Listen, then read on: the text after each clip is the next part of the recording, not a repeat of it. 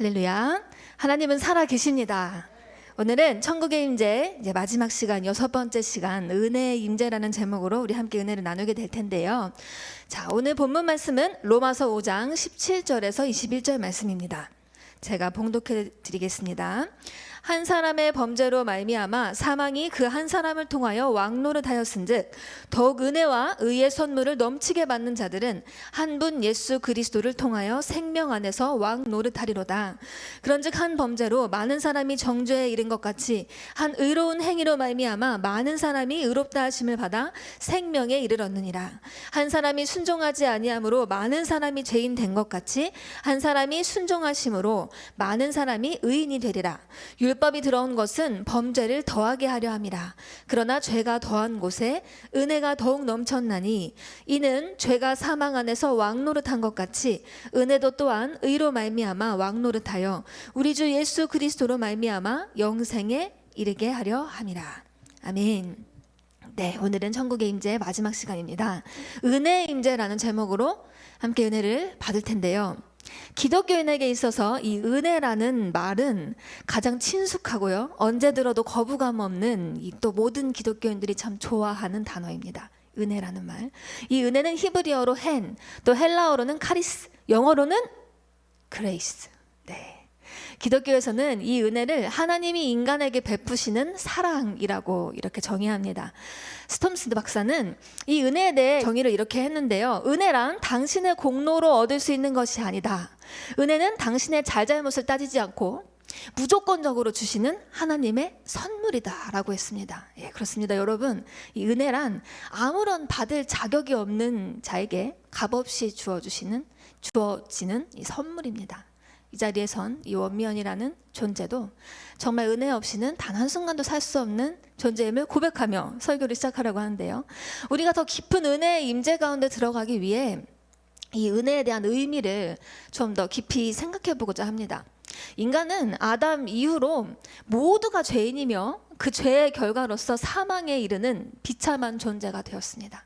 모두가 이 비참한 운명을 가지고 태어났죠. 따라서 이 죄인된 인간에게 무엇보다 시급한 것이 바로 값없이 베푸시는 하나님의 은총입니다. 하나님만이 인간의 고질적인 문제인 이 죄의 문제를 해결해 줄 수 있는 유일한 분이시기 때문이죠. 사실 이 세상에 은혜가 필요하지 않은 사람은 단 한 명도 없습니다.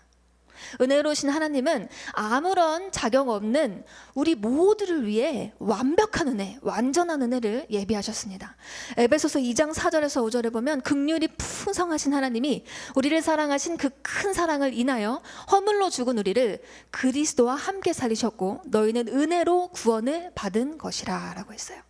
우리는요, 주님 앞에 아무리 내 모든 생명까지 내어 드린다고 해도 자랑할 것이 없는 존재인 것이 은혜로 구원을 받은 자이기 때문에 그렇습니다. 이와 같이 허물과 죄로 인해 죽을 수밖에 없는 이 운명에 처한 우리를 살리시기 위해서 하나뿐인 아들 독생자 예수님을 은혜로 내어주신 하나님, 이를 믿는 모든 자에게 완전한 구원을 우리 하나님은 예비하셨습니다. 성경에서 말하는 이 은혜에는 대표적인 특징 3가지가 있는데요. 그 특징을 살펴보자면 먼저 은혜의 주권성입니다. 은혜의 특성은 결코 받는 자가 어떤 노력이나 자격을 갖는 것이 아니에요. 노력이나 자격에 상관없이 이 베푸는 자의 결정권, 그 주권이 있다는 것입니다. 따라서 우리는 결코 우리의 의를 내세울 수 없고 자랑할 수도 없습니다. 출애굽기 33장 19절에 나는 은혜 베풀 자에게 은혜를 베풀고 긍휼히 여길 자에게 긍휼을 베푸느니라 라고 했어요.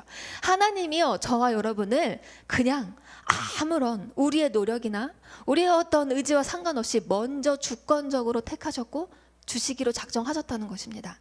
먼저 두 번째로 이 은혜의 특성은 은혜의 자비성인데요. 자비란 하나님의 사랑을 의미합니다. 사랑을 나타내는 히브리어는 이 아하바 또 헨이 있고요. 헬라어로는 우리 잘 아는 아가페 혹은 필레오가 있는데요. 이 중에 하나님의 은혜와 사랑을 가장 잘 표현해주는 단어가 아가페입니다. 아가페란 무조건적이고 절대적이고 일방적인 사랑이라는 이 의미를 포함하는데요. 즉 하나님의 은혜란 어떠한 자격이나 이 조건 또 상대의 의사와 상관없이 먼저 일방적으로 주어지는 것이라는 거예요. 디모데후서 1장 9절에 하나님이 우리를 구원하사 거룩하신 소명으로 부르심은 우리의 행위대로 하심이 아니요 오직 자기의 뜻과 영원 전부터 그리스도 예수 안에서 우리에게 주신 은혜대로 하심이라. 네, 여러분, 우리 하나님은 저와 여러분을 조건 없이 사랑하십니다. 아가페의 사랑. 세 번째 은혜의 특성은 영원성입니다. 영원성. 영원이란 단어는 시간과 공간 모든 상황을 초월한 상태를 표현한 것인데요. 은혜의 영원성이란 하나님의 그 무한하신 사랑, 변하지 않는 속성, 그리고 완전하심을 나타냅니다. 그래서 제가 이 완전하신 나의 주 찬양을 참 좋아해서 10년 넘게 우려먹었는데, 여러분, 하나님은요 완전하십니다. 우리는 불완전해요. 그 완전하신 하나님의 사랑 때문에, 그 은혜 때문에 제가 여러분 그 은혜를 의지해서 이 연약한 자가 여기까지, 이 목사가 되기까지, 아직도 연약하지만 하나님이 저를 이렇게 제 인생을 역전시켜 주셨어요. 하나님은 인간처럼 시시때때로 마음이 변하거나 요동하지 않으십니다. 우리가 조금 잘못했다고 해서 야 네가 어쩜 그럴 수 있냐, 끝내 저 때를 옮겨야겠다, 이런 분이 아니라는 거예요. 요한복음 13장 1절에 보면 유월절 전에 예수께서 자기가 세상을 떠나 아버지께로 돌아가실 때가 이른 줄 아시고 세상에 있는 자기 사람들을 사랑하시되 끝까지 사랑하시니라. 제 이 말씀을 엄청 좋아하거든요. 우리 예수님은요 제자들, 그 꼴통 같은 제자들, 말귀를 못 알아듣는 그 제자들을 끝까지 사랑하셨습니다. 여러분, 끝까지 인내하시며 영원히 변치 않는 그 사랑을 우리는 믿고 의지하며 날마다 찬양해야 됩니다. 네, 우리 시간에 주 은혜임을 함께 찬양할 텐데요.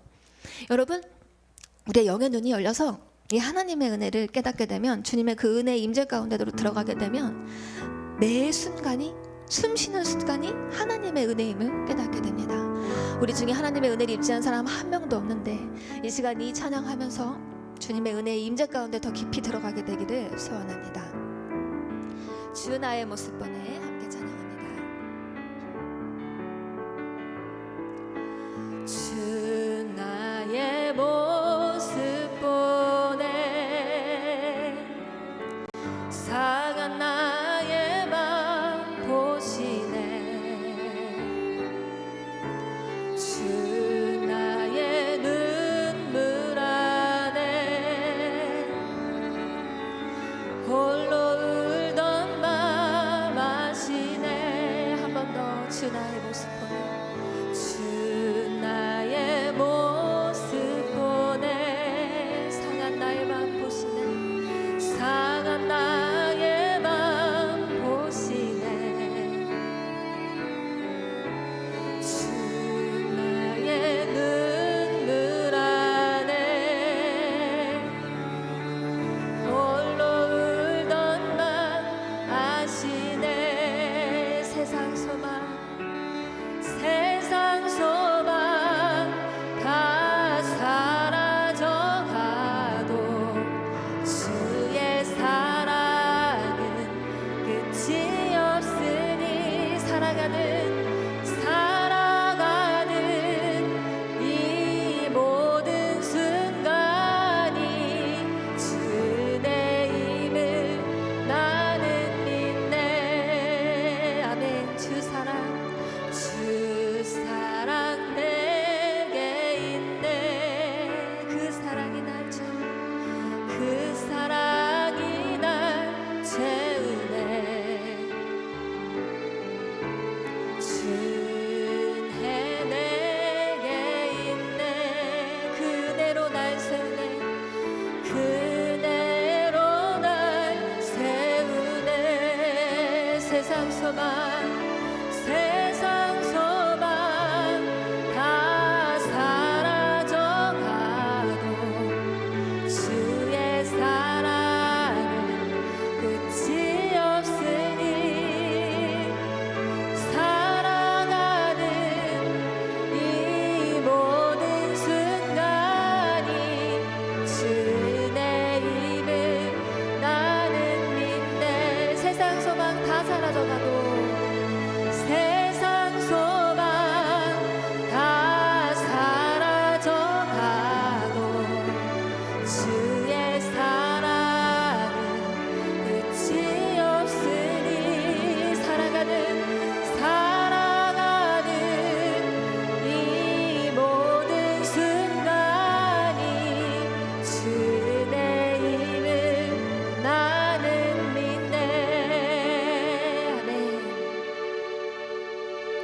살아가는 이 모든 순간이 주님의 은혜임을 우리는 믿습니다.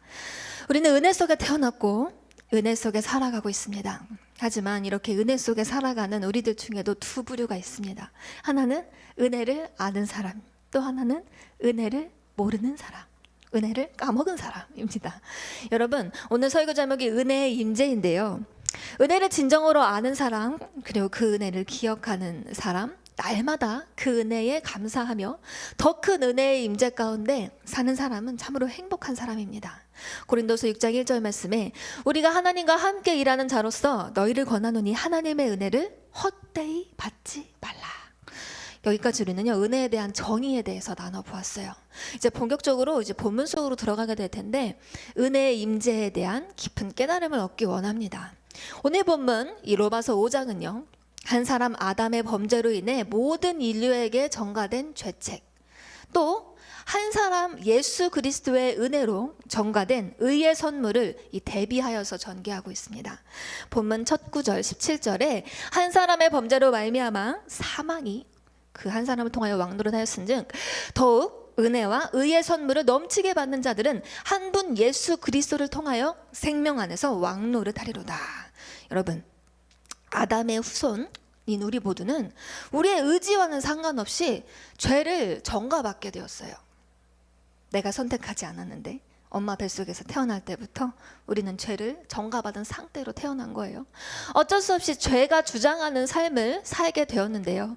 성경에서 이 죄의 삭은 사망이라고 분명히 말하고 있습니다. 로마서 6장 23절에 죄의 삭은 사망이요 하나님의 은사는 그리스도 예수 우리 주 안에 있는 영생이니라 라고 했어요. 죄의 삭이 사망이기 때문에 오늘 본문에서는 사망이 왕노릇한다 라는 표현을 사용하고 있습니다. 왕노릇한다에 해당하는 이 바실류는 왕이 되다 혹은 다스리다 라는 뜻인데요. 예수님이 오시기 이전 모든 사람들은 이 죄로 인해 사망의 지배, 즉 이 사망의 다스림을 받는 삶을 살았습니다.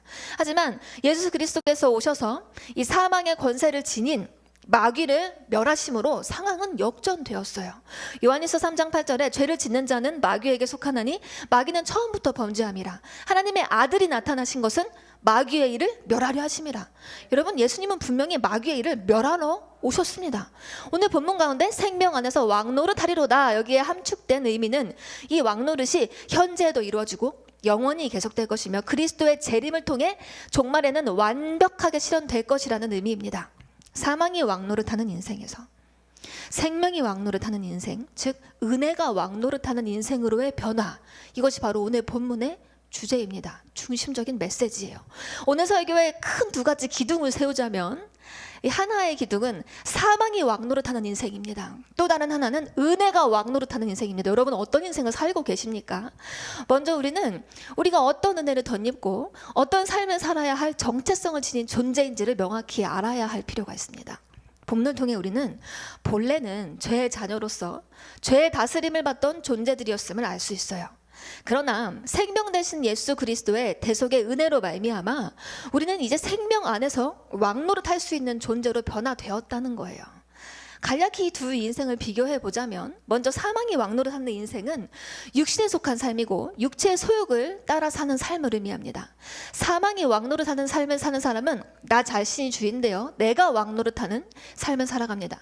또 사망이 왕노릇하는 인생은 예수를 믿는다고 하지만 여전히 율법에 매여서 내 힘과 내 노력을 의지하는 삶을 사는 인생인데요. 교회 다닌다고 해서 여러분 다 예수 안에서 이 막 은혜가 왕노릇하는 막 이런 삶을 사는 건 아니더라고요. 저의 삶을 보니까. 여러분, 이런 나 자신을 의지하는 삶, 사망이 왕노릇하는 인생은요, 늘 강박적인 두려움, 죄책감, 불안이 가득하고요, 기쁨과 평안이 없습니다. 반대로 은혜가 왕노릇한 인생, 이러한 인생은 영에 속한 삶으로 성령의 인도를 받는 삶입니다.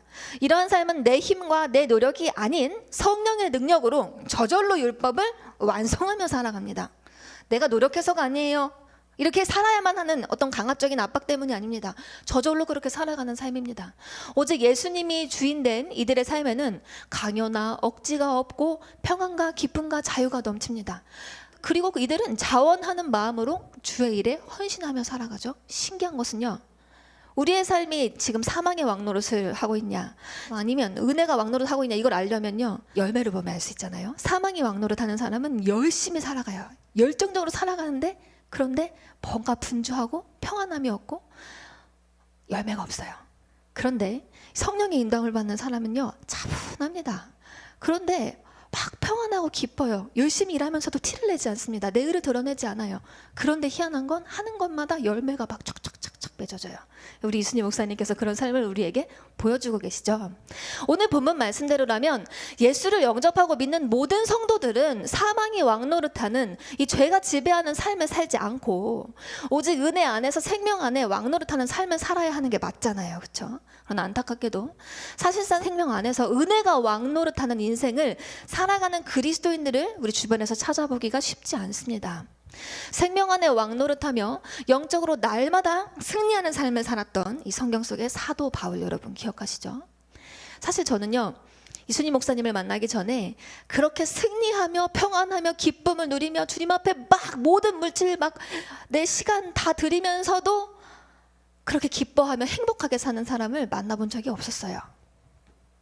저희 담임 목사님은요, 제가 처음 뵀을 때 너무나 당당하게, 여러분 예수 믿는 건 신바람 나는 일이에요. 이 세상에 나보다 행복한 사람이 있으면 나와보세요, 막 이렇게 외치시고 계셨거든요. 저는 이 목사님의 간증과 또 그 눈빛과 온몸에서 이 막 뿜어져 나오는 이 아우라 있잖아요. 그 막 충만한 기쁨, 행복, 막 만족함, 자유, 이런 모습을 결코 잊을 수가 없었어요. 저에게는 전혀 없는 삶이었어요. 저 주를 향한 열정도 있었고 열심도 있었어요. 간절함도 있었습니다. 그런데 제 안에는 평안이 없었고 제 마음은 늘 불안했고 어딘가 눌려있고 답답했거든요. 행복하지 않았거든요. 행복한 척 했을 뿐이지. 그런데 저희 목사님은 그렇게 처음 딱 뵙는 그 첫인상이 정말 잊을 수 없는 그런 모습이셨어요. 사도 바울이 수없이 많은 환난과 박해 속에서도 넘치는 기쁨과 확신, 이 평안, 그리고 꺼지지 않는 사명을 향한 열정으로 살았었어요. 솔직히 제가 12년 동안 백석교회에서 은혜를 받으며 우리 이순희 목사님이 함께 지냈었는데 저희 목사님이 참 사도 바울과 많이 닮은 삶을 살고 계신다, 저는 그렇게 정말 느꼈거든요. 여러분도 그렇게 느끼고 계시죠? 로마서 8장 38절에서 39절 말씀에 보면 내가 확신하노니 사방이나 생명이나 천사들이나 권사자들이나 현재일이나 장래일이나 능력이나 높음이나 깊음이나 다른 어떤 피조물이라도 우리를 우리 주 그리스도 예수 안에 있는 하나님의 사랑에서 끊을 수 없으리라. 이게 사도 바울이요, 영적인 이 전쟁을 뚫고 로마서 7장에서 뚫고 로마서 8장으로 딱 넘어와 마지막 결론을 짓는 말씀입니다. 여러분, 우리는요 다른 어떤 승리보다도 인생 자체가 여러분 전쟁이잖아요. 그런데 어떤 승리보다도 영적으로 승리하는 인생을 살아야 합니다. 더 이상 영적으로 패배자가 되어서는 안 돼요. 예수를 믿는다 하면서도 반복된 죄의 노예가 되어서 맨날 사단에게 휘둘리고, 여러분 베드로도 예수님의 제자였잖아요. 근데 어때요? 완벽하게 승리하기 전에, 성령의 능력으로 완전 거듭나기 전에는요 시탁배딱 엄청 했습니다. 자기 욕심을 막 부리고요, 막 자기 의를 내세우고요. 그래서 열매가 없었어요. 사단한테 휘둘렸습니다. 사망이 왕노릇하는, 내가 죽지 못한 어느 한 부분에서는 사단한테 휘둘리는 삶을 살았다는 것입니다. 그렇지만 여러분, 이제 이 사도 바울이 변화되고 베드로가 변화되었던 것처럼 저와 여러분도 이제 사망이 왕노릇한 삶에서 완벽하게 변화되어서 영성 혁명이 우리 안에서 온전히 이루어져서 이제는 휘둘리는 인생이 아니라 영적으로 날마다 승리의 개가를 부르는 인생으로 변화되기를 소원합니다. 저는 정말 영적인 승리를 너무나 사모했었고, 그래서 12년 전 만났던 이순희 목사님을 따라 훈련받기를 결단했고 오늘까지 달려왔습니다. 이 여정은 결코 쉽지 않은 여정이었어요. 그냥 단순히 12년 동안 저와 함께 따라왔어요. 이렇게 말 한마디로 끝낼 수 있는, 눈물 없이 들을 수 없는 시나리오가 참 많이 있습니다.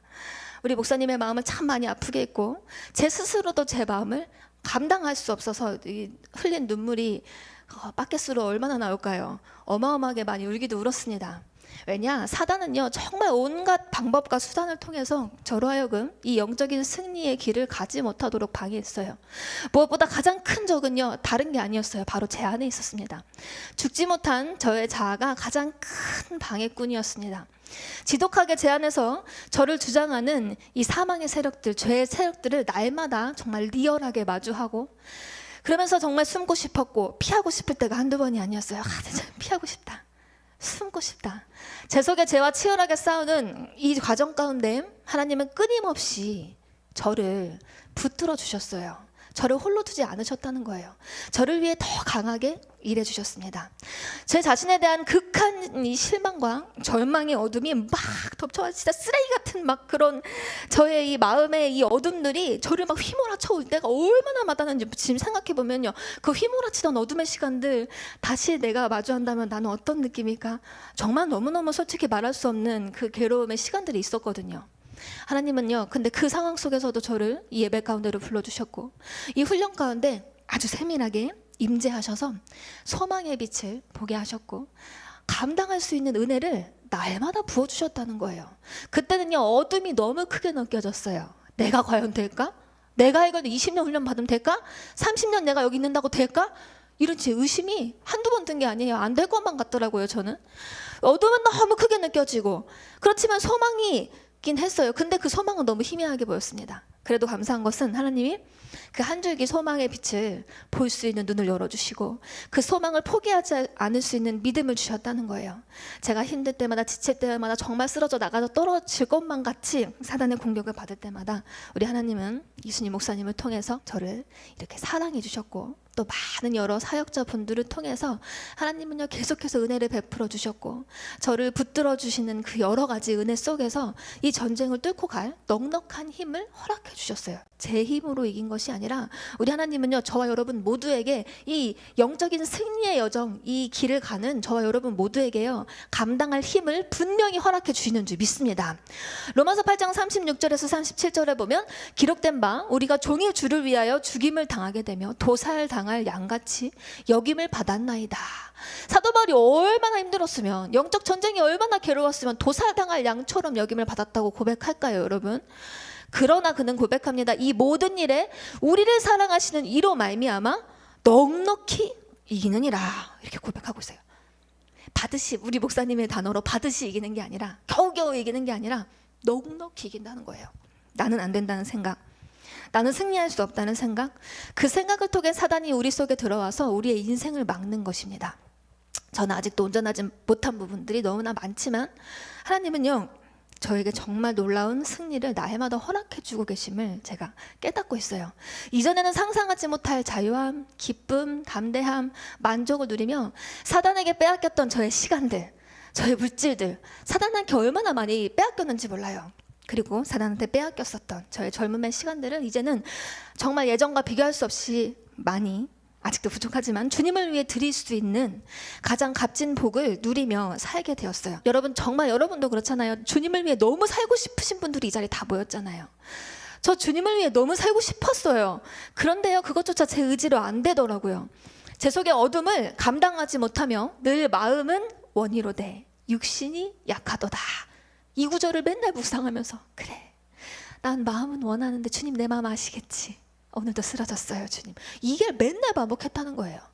날마다 후회하는 삶, 밤마다 후회했어요.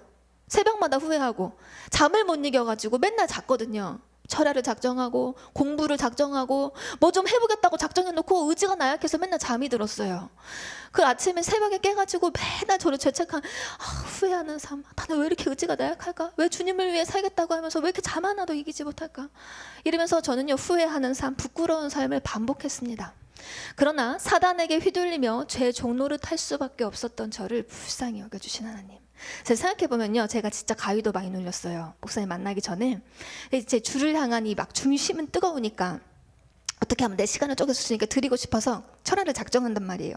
철야를 작정하고 8시부터 교회에 가는데 8시 10분부터 잠이 드는 거예요. 그럼 막 잠이 들면 막 비몽사몽하다 12시에 깨요. 근데 또 4시간이나 잠을 잤네. 이러면 안 되지. 정신 차려야지. 그래서 또 기도하려고 하다가 보면 또 4시까지 흘러요. 저희 아빠 교회가 4시에 새벽 예배를 했거든요. 4시 반부터. 그럼 이제 막 미가의 소리가 들려나면 거기에 깨어나요. 내가 또 오늘 찬양을 못하고 내가 또 오늘 또 잤네. 그러면서요 새벽 예배 시간에 졸아요. 그래서 새벽 예배 끝나잖아요. 그럼 하나 새벽 예배 했으니까 또 자야지. 집에서 또 자요. 몇 시간 잔 거예요 도대체. 그러면요 꼭 신기하게 새벽 예배 끝나고 그렇게 사단한테 밤새고 시달리고 그러고 집에 가서 자면요 그 아침 시간에 항상 똑같은 시간에 귀신이 찾아오더라고요. 이렇게 막 그 가위 눌리는 거 있잖아요. 생각해보면요 제가 진짜 사단한테 휘둘리는 삶을 오래 살았어요. 근데 그런 모든 정말 이 나약한 나의 의지, 나를 컨트롤할 수 없었던 그 모든 사단한테 휘둘렸던 그 시간들, 우리 하나님께서는요 이곳에 저를 불러주셔서 이 놀라운 은혜의 자리, 능력의 자리, 승리의 자리로 이끌어 주셔서 저를 완벽하게 치료하여 주신 줄 믿습니다. 이제는요 가위 눌릴 일이 없어요. 그리고요 벌떡벌떡 일어나요. 어저께 너무 힘들어서 제가 조금 가자마자 잠이 들었지만 새벽 5시에 또 하나님이 확 깨워주셔서 설교 준비를 확 했잖아요. 여러분 이게 어떻게 제 의지로 할 수 있겠어요? 저는 할 수 없는데 우리 하나님께서 이렇게 매 순간 힘을 부어주시고 영적으로 승리할 수 있는 은혜를 주십니다.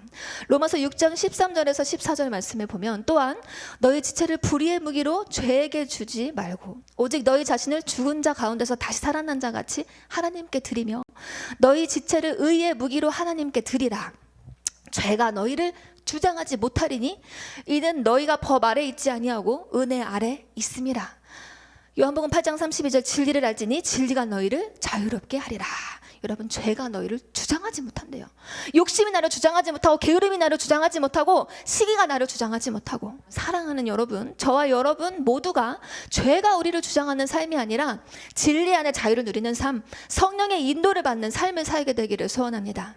구체적으로 오늘 설교의 큰 두 기둥을 하나씩 살펴볼 텐데요. 아까 두 기둥이 있다고 했죠. 첫 번째 기둥, 사망이 왕노릇하는 인생입니다.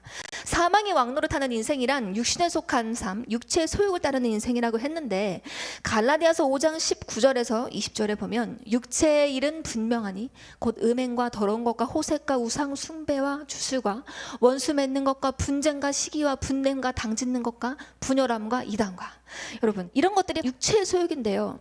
육신에 속한 사람들은 의도하지 않아도 안 그렇게 살려고 해도 자연스럽게 육체의 소욕을 따르며 육체의 매인 삶을 살아갑니다. 육신에 속한 사람들은 늘 이 땅의 것에 초점을 맞추며 이 땅의 방법으로 살아가죠. 그러면 이 시간 우리는요 우리 자신의 생각, 마음, 삶의 초점이 어디로 흘러가고 있는지 이 예배 시간 가운데 성령의 조명하신 가운데 우리 자신을 체크해 보아야 합니다. 정말 하나님의 뜻에 초점 맞춰져 있는지, 주의 일을 한다면서도 여전히 내 생각, 내 이기심, 내 틀, 내 이론, 그리고 내 욕심에 초점이 맞춰 있지는 않은지 살펴보아야 합니다. 여러분 육에 속한 사람들은 영이신 하나님을 볼 수 없고 깨달을 수 없어요. 하나님의 예비하신 영적인 축복을 누릴 수도 없습니다.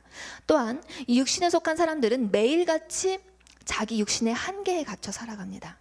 육신의 한계에 갇혀 있다는 증거는 여전히 내 속에 내 힘과 내 방법을 의지하고 내 노력과 이 방법을 고집하는 모습에서 찾아볼 수 있는데요. 즉 이들은 예배를 드리고 기도하며 예물을 드리고 헌신하는 것조차도 내 힘으로 하려고 합니다. 이것이 바로 생명이 왕노릇하는 삶, 은혜가 왕노릇하는 삶이 아니라 사망이 왕노릇하는 율법의 메인 삶의 증거입니다.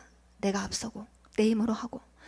즉 율법주의에 빠진 신앙인들은 사망이 왕노릇하는 삶을 살 수밖에 없어요. 이들은 내가 이 내 힘을 결국 빼지 않고 기도 더 많이 하면, 헌신 더 많이 하면, 말씀 더 많이 보면, 물질 더 많이 드리면, 내가 더 열심히 하면 모든 것이 풀릴 것이라는 생각에 빠져서 열심을 냅니다. 그런데 이렇게 내 힘과 내 욕심과 육신의 힘을 빼지 않는 신앙생활은요 처음에는 뭔가 막 사람들도 막 다 칭찬해요. 막 칭찬하고도 대단하다. 근데 화려해 보입니다. 근데 조금만 지나보면 열매가 나와요. 점점 기쁨과 평안을 잃어버리고 불안을 느끼게 되며 영육간에 탈진 현상을 일으킵니다. 로마서 8장 6절에서 8절에 육신의 생각은 사망이요 영의 생각은 평안이니라. 육신의 생각은 하나님과 원수가 되나니 이는 하나님의 법에 굴복하지 아니할 뿐 아니라 할 수도 없습니다. 육신에 있는 자들은 하나님을 기쁘시게 할 수 없느니라.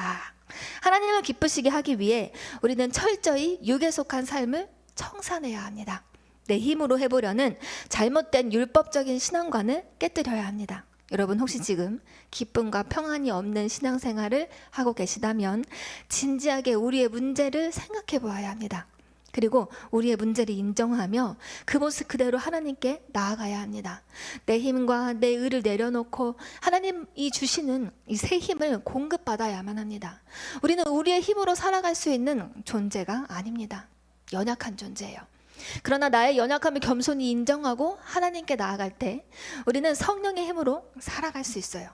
여러분 저는요 이 열심을 안 내려고 하는 사람이 아니라 정말 열심을 내고 싶은 사람이었는데, 하나님은요 끊임없이 저의 이런 제 의를, 제가 앞서가는 이 마음을, 제 힘을 이순희 목사님을 통해서 빼게 해주시더라고요. 계속 그 훈련을 시켜주시는데, 근데 너무 그게 어렵더라고요. 아니, 내 의지를 팽개치는 것도 아니고, 그렇다고 내 힘은 빼야 되고, 어떻게 해야 되는 건가 도저히. 근데 제 안에 있는 이 뿌리 깊은 저의 자아를 깨는 훈련을 이 성령의 조명 가운데, 이 말씀 가운데 끊임없이 하다 보니까 어느 순간 제가 앞서가는 제 의와 이 교만이 조금씩 조금씩 깨어지면서 내 힘이 아닌 하나님이 주시는 힘으로 살아가는 그 삶이 이렇게 사라지더라고요. 에말 디안 박사는 율법과 의대에 대하여 간략하게 7가지로 표현을 했습니다. 첫째, 율법은 가장 선한 사람도 정죄하지만 은혜는 가장 악한 사람도 구원한다. 둘째, 율법은 죄의 삭은 사망이라고 말하지만 은혜는, 하나님의 은사는 영생이라고 말한다. 셋째, 율법은 죄의 빚을 갚으라고 말하지만 은혜는 이미 죄값을 지불했다라고 말한다. 넷째, 율법은 죄를 깨닫게까지만 하지만 은혜는 죄로부터 구원을 받게 한다. 다섯째, 율법은 돌에 새겨져 있지만 은혜는 마음에 기록되어 있다. 여섯째, 율법은 두려움을 가져오지만 은혜는 화평과 확신을 가져다 준다. 일곱째, 율법은 복종을 강요하지만 은혜는 순종할 수 있는 능력을 준다. 여러분, 율법은요, 이거 해야 돼, 안 하면 죽어, 이렇게 말하는 게 율법이에요. 근데요, 하나님의 은혜는요, 순종해, 내가 순종할 수 있는 힘을 이미 예비했다, 내가 주는 힘으로 순종해라, 이게 은혜라는 거예요. 또 스티브 맥베이의 내게 찾아오시는 하나님의 은혜에 나오는 메시지를 살펴보자면, 은혜는 하나님께서 나를 위해 무언가를 하시는 것을 의미하고, 율법은 내가 하나님을 위해 무언가를 하는 것을 의미합니다. 여러분, 엄밀히 말해 우리가 하나님을 위해 무언가를 할 수 있는 것이 아닙니다. 하나님은 이미 우리를 위해 모든 것을 행하셨고, 우리는 그 모든 것을 행하여 주신 하나님의 은혜에 감격하여 우리의 물질도, 우리의 시간도, 우리의 노력도 드릴 뿐입니다. 그리스도인의 생활의 핵심은 행위가 아니라 존재의 근거를 두고 있습니다.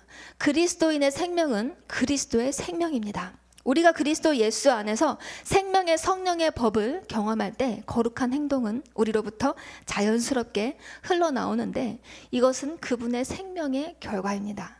율법을 완벽하게 지키는 것은 불가능한 일입니다. 만약 당신이 정말로 거룩한 삶을 살기 원한다면 초점을 그분께 맞춰야 합니다. 내가 막 어떻게 내 힘으로 어떻게 깨끗하게 살아봐야겠다, 이게 아니라 예수 그리스도 그 자체에 우리가 집중해야 한다는 말입니다. 종교적인 활동이나 도덕적인 생활 방식 혹은 그분의 명령을 순종하는 그 자체가 초점이 되는 것이 아니라 바로 한 분, 예수 그리스도께 초점을 맞추어야 한다는 것이죠. 우리가 그분께 초점을 맞춘다면 자연히 그분의 삶을 닮아가게 될 것입니다. 우리는 우리 자신의 노력이 율법주의의 본질이라는 것을 잊어서는 안 됩니다. 내 노력이 앞서서는 안 된다는 거예요. 스티브 맥베이는 질문합니다. 당신은 하나님께 순종하기 위해서 노력하며 산 적이 있습니까? 당신의 노력은 얼마나 잘 실천되었습니까? 만약 당신이 승리를 향한 도구로 율법에 초점을 맞추고 있다면 당신은 그리스도인으로서의 삶에서 상당한 좌절을 경험했을 것입니다 라고 말했어요. 여전히 자기 힘과 노력으로 내 의로 신앙생활을 하려 하는 사람은요, 시때때로 좌절할 일들이 한두 가지가 아닙니다. 우리의 결단과 우리의 노력은 항상 부족하거든요. 제가 그 대표적인 인물입니다. 저는요, 옛날에 목사님 만나기 전에 저희 아빠 밑에서 예배드리면서 신앙생활 할 때 아빠의 설교를 들으면서 그 시간에 작정했어요. 그래, 이번 주에는 내가 하나님 앞에 3시간 기도, 3시간 연습, 말씀 이러면서 막 작정을 했어요. 맨날 작정만 했어요. 제가 왜 작정했겠어요? 하나님 뜻대로 살고 싶어서였겠죠. 근데 여러분, 내 힘과 내 노력으로는요, 율법을 완성시킬 수 없다는 거예요. 내 모습 그대로, 내 부족한 모습 그대로 주님 앞에 정말 조금만 더 어린 아이같이 내 마음의 문을 활짝 열고 나를 이 은혜로 이끄시는 주님 앞에 이렇게 안겼으면, 나를 맡겼으면 참 좋았을 텐데, 그게 아니라 끊임없이 계산하고 내 원칙을 만들고 계획을 세우면서 그렇게 해서 나의 의를 세워보려고 했던 그런 신앙생활을 하다 보니까 날마다 낙심과 날마다 좌절을 경험할 수밖에 없어서 자유함이 없었습니다. 여러분, 하나님은요, 우리가 철저히 내 힘과 노력을 포기하고 죽기를 결단하며 두 손 들고 항복할 때 우리 안에 오셔서 새 일을 행하신다는 것입니다. 우리 이순희 목사님은요, 내 힘으로 신앙생활 하려는 사람들, 그 율법주의에 빠진 사람들을 깨는 데 전문가십니다. 제가 이순희 목사님은 참 잘 만났죠. 지금도 저는 계속 원칙에 빠져서 시간을 세고 앉아 있을 거예요. 목사님 못 만났다면 제가 얼마나 황폐해졌을까 생각해보면 끔찍하기가 짝이 없어요. 여러분, 갈라디아서 2장 16절에 보면 사람이 의롭게 되는 것은 율법의 행위로 말미암음이 아니요 오직 예수 그리스도를 믿음으로 말미암는 줄 알므로 우리도 그리스도 예수를 믿나니 이는 우리가 율법의 행위로서가 아니고 그리스도를 믿음으로써 의롭다 함을 얻으려 함이라. 율법의 행위로서는 의롭다 함을 얻을 육체가 없느니라. 그런데도 사람들은요, 자기의 힘과 자기의 노력으로 축복을 따내려고 하고 하나님께 인정받으려고 합니다. 내 힘으로. 갈라디아서 2장 21절, 내가 하나님의 은혜를 패하지 아니하노니 만일 의롭게 되는 것이 율법으로 말미암았으면 그리스도께서 헛되이 죽으셨느니라. 참 신기한 일이죠. 언뜻 잘못 들으면 야, 아무런 노력도 하지 말아라, 의지대 팽개치라는 말로 오해할 수도 있습니다. 그런데 결코 그 말이 아닙니다. 우리 속에 하나님보다 앞서 나가려는 내 의, 내가 뭔가 해보려는 내 교만, 주님의 일을 하면서도 나를 드러내고 싶은 이 내 자아를 철저히 깨뜨려야 한다는 말을 하고 있는 것입니다. 인간은 참 고약한 죄인입니다. 죄의 속성을 지니고 있습니다. 그래서 하나님의 영광을 위한다고 하면서도 끊임없이 그 속에 자신의 영광을 드러내기 원하죠. 바리새인과 서기관이 그랬어요. 하나님을 위한 열심을 냈지만 그들은 그 안에서 끊임없이 그 안에서도 자기 의를 드러내기 원했고 자기가 영광받기를 원했습니다. 이게 율법주의에 속한 사람들의 특징입니다. 정말 하나님의 은혜가 은혜 되게 하려면 철저히 내 의를 깨뜨려야 합니다. 하나님, 내가 기도했어요. 하나님, 내가 순종했어요. 하나님, 내가 뭐 했어요. 이게 없어야 된다는 거예요. 우리의 헌신과 노력은 철저히 하나님의 은혜에 감격하고 감사하는 그 결과로서 이루어져야 하는 것이지, 어떠한 조건, 예를 들어서 내가 잘되고 내가 인정받고 축복받기 위한 것이 되어서는 안 된다는 것입니다. 여러분, 그렇다면 사망이 왕노릇하는 인생, 내 자아가 주인되고 율법주의에 매인 인생의 대표적인 특징들을 세 가지를 살펴볼 텐데, 여러분, 저와 여러분 자신을 점검해 보기 원합니다. 먼저요, 이 사망이 왕노릇하는 삶의 사람들은 원망과 분노가 주장하는 삶을 살아요. 주일에는 정말 열심히 주일에 헌신하며 겉으로 보기에는 참 신실한 신앙인 것 같은데 그 내면에 원망과 분노가 끊임없이 일어나는 사람들이 있습니다. 여전히 내 자신이 주인되어 있기 때문에 하나님의 일을 하면서도 혈기가 막 나와요. 원망이 가득합니다. 시시때때로 막 분노가 올라와요. 아니, 왜 나만 해야 돼? 이러면서. 이스라엘 사람들은 하나님의 특별한 사랑을 받았으면서도 항상 그 마음에 원망과 분노가 가득했어요. 사람이 말하는 거 보면 그 사람이 어떤 마음을 품고 있는지 알 수 있잖아요. 아주 툭 찌르면 원망이 팍 튀어나왔던 게 이스라엘 사람들이었어요. 그래서 조금만 어려운 일을 만나도 원망이 터져나왔고 분노를 표현했습니다. 민수기 14장 2절에서 3절에 보면 이스라엘 자손이 다 모세와 아론을 원망하며 온 회중이 그들에게 이르되 우리가 애굽 땅에서 죽었거나 이 광야에서 죽었으면 좋았을 것을 어찌하여 여호와가 우리를 그 땅으로 인도하여 칼에 쓰러지게 하려 하는가? 우리 처자가 사로잡히니 애굽으로 돌아가는 것이 낫지 아니하랴. 실컷 애굽에서 끄집어냈고 젖과 꿀이 흐르는 가나안 땅 주겠다고 약속했는데 12명의 정탐꾼 보내니까 그 10명의 부정적인 정탐꾼들이 야, 우리는 메뚜기다, 걔네들은 힘이 크고 장대한 자들이다, 우리는 그들의 밥이다, 막 이렇게 부정적인 보고를 하니까 듣자마자 이 사람들, 온 이스라엘 백성들이 그냥 막 원망하고 분노를 막 나타내죠. 왜 끄집어냈냐? 애굽으로 돌아가는 게 낫지 아니하냐? 막 이러면서 막말을 해대고 있습니다. 엄청난 은혜를 덧입었지만 끊임없이 사탄에게 의지를 내어주었던 이들은요, 결국 원망과 분노라는 죄악 속에 스스로를 죽이고 말았습니다. 우리도 똑같아요. 영적 전쟁을 치르다 보면 좀 힘들잖아요. 많이 힘들 때가 있잖아요. 그럼 차라리 영적인 세계 안 열렸으면 좋았을 것을, 이런 마음이 들 때 있습니다. 이게 바로 이스라엘 사람들과 똑같은 마음입니다. 여러분, 이렇게 이들은요, 결국 어떻게 됐냐? 민수기 14장 27에서 30절의 말씀 보면 나를 원망하는 이 악한 회중에게 내가 어느 때까지 참으랴? 이스라엘 자손이 나를 향하여 원망하는 바 그 원망하는 말을 내가 들었노라. 그들에게 이르기를 여호와의 말씀에 내 삶을 두고 맹세하노라. 너희 말이 내 귀에 들린 대로 내가 너희에게 행하리니 너희 시체가 이 광야에 엎드려질 것이라. 너희 중에서 20세 이상으로서 계수된 자 곧 나를 원망한 자의 전부가 여분네의 아들 갈렙과 눈의 아들 여호수아 외에는 내가 맹세하여 너희에게 살게 하리라 한 땅에 결단코 들어가지 못하리라. 우리 주님이 이렇게 선언하고 말았습니다. 여러분, 사탄은 단절의 영입니다. 나와 하나님과의 관계를 단절시키고 나아가 우리의 이웃과의 관계를 깨어지기를 원하죠. 그래서 우리가 아주 작은 일에도 혈기를 내도록 배후에서 조종합니다. 원망하도록 조종합니다. 원망과 분노는 우리의 영혼을 이렇게 혼탁하게 만들어서 결국은 그 속에 우리를 파멸시킨다는 거예요. 우리는 분노하지 않기 위해, 원망하지 않기 위해 우리 마음을 다스려야 하는데요. 우리의 마음을 다스리기 위해 우리는 어떻게 해야 될까요? 모든 것을 주관하시는 하나님께 우리의 마음을 내어드려야 합니다. 우리의 마음의 주인이 하나님이 되실 때 우리는 원망과 분노에서 참 자유를 얻을 수 있습니다. 오늘 하나님께 우리의 마음을 온전히 맡김으로 원망과 분노에서 해방되기를 소원합니다. 자, 두 번째, 사망이 왕노릇하는 사람의 특징은요, 낙심과 불안이 주장합니다. 여러분은 어떻습니까? 여러분 마음에 낙심과 불안이 시대대로 혹시 찾아오지 않으십니까? 사실 스스로 존재할 수 없는 피조물인 인간은 늘 불안할 수밖에 없는 것이 당연합니다. 불안한 존재예요, 인간은. 현재에 대한 불안, 미래에 대한 불안, 거절에 대한 불안, 또 죽음에 대한 불안 등등 모든 영역에서 불안함을 느끼죠. 그러나 하나님이 주시는 마음은 두려워하는 마음이 아니며 하나님의 나라는 의와 평강과 기쁨입니다. 우리가 순간순간 낙심하며 불안해하는 이유가 무엇일까요? 여전히 내 삶의 주도권을 내가 잡고 있기 때문에 그렇습니다. 어떡하지? 내가 주인 되었기 때문에 걱정되는 거예요. 또 내가 내 힘을 의지하는 부분이 남아있기 때문에 불안한 것입니다. 불안은 불신앙 또는 불합리한 공포의 결과이다. 우리는 불안해할 필요가 없다. 왜냐하면 하나님께 대한 전적인 신앙은 불안을 가시게 하기 때문이다 라고 했습니다.